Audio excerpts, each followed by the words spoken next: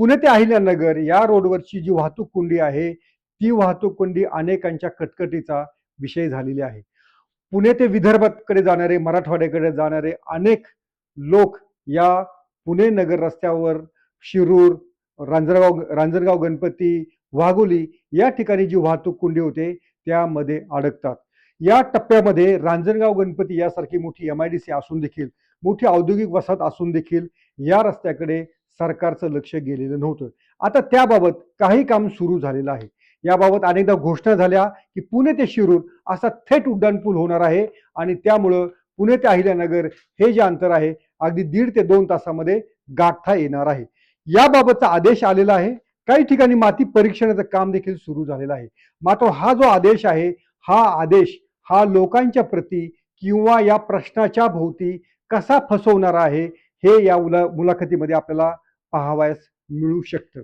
कारण या प्रश्नी ज्यांनी पाठपुरावा केलेला आहे पुणे शिरूर रस्त्या प्रकरणी ते संजय पाचंगे आज माझ्यासोबत आहेत.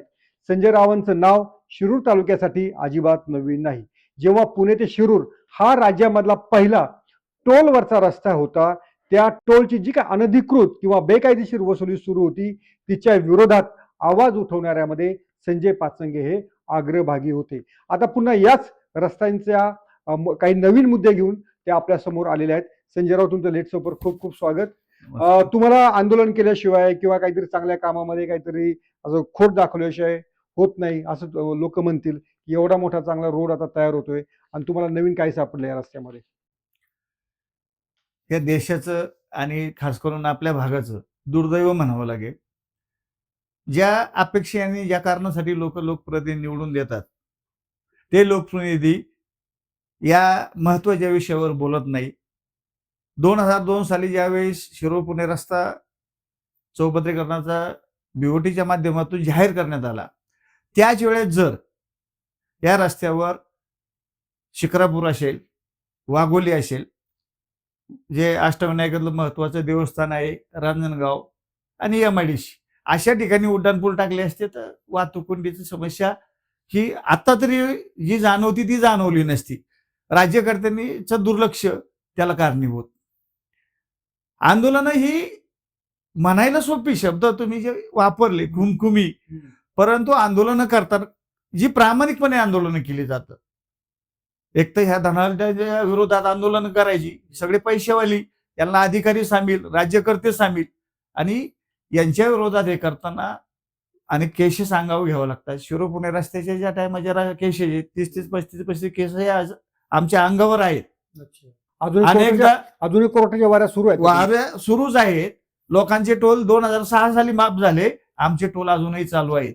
जर त्या टायमाला आम्ही आंदोलन ठेकेदाराबरोबर बसून जर मॅनेज केली असती तर लाल कार्पेट परदेश वाऱ्या आम्हाला मिळालेल्या असत्या. दुसरी गोष्ट, जनता ह्या गोष्टीकडं ज्या सकारात्मकतेने पाहते तेवढं राज्यकर्ते याच्याकडे लक्ष देत नाही.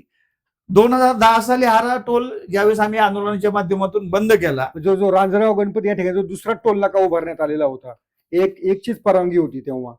टोलच्या माध्यमातून कशी लूट केली जाते, कसा भ्रष्टाचार केला जातो हे याचं उत्तम उदाहरण होतं. शिरूर पुणे रस्त्यावर एक टोलला मंजुरी होती जी टेंडर मध्ये होती, पेरणे फाट्यावर. परंतु यांनी रांजणगाव इथे रांजणगाव गणपतीला चेक पॉइंटच्या नावाखाली संपूर्ण टोल वसुली केली. फक्त वसुली करत नव्हते तर त्या ठिकाणी जो कोणी विरोध करेल त्याला अक्षरशः दांडक्याने मारहाण केली जायची.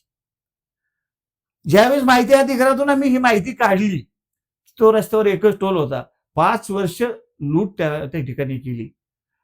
ज्या टायमाला आम्ही उपोषण केली, न्यायालयात गेलो, थोर समाजसेवक अण्णासाहेब हजारेंनी त्या टायमाला आम्हाला खूप मोठं पाठिंबा दिला आणि तो टोल बंद झाला. तो टोल बंद नाही झाला तर त्यातून जी आंदोलन उभी राहिली नंतर ती राज्यव्यापी झाली आणि राज्याला एक वेगळी दिशा मिळाली आणि 4 व्हीलरला कायमचं टोल मधून मुक्त झालं.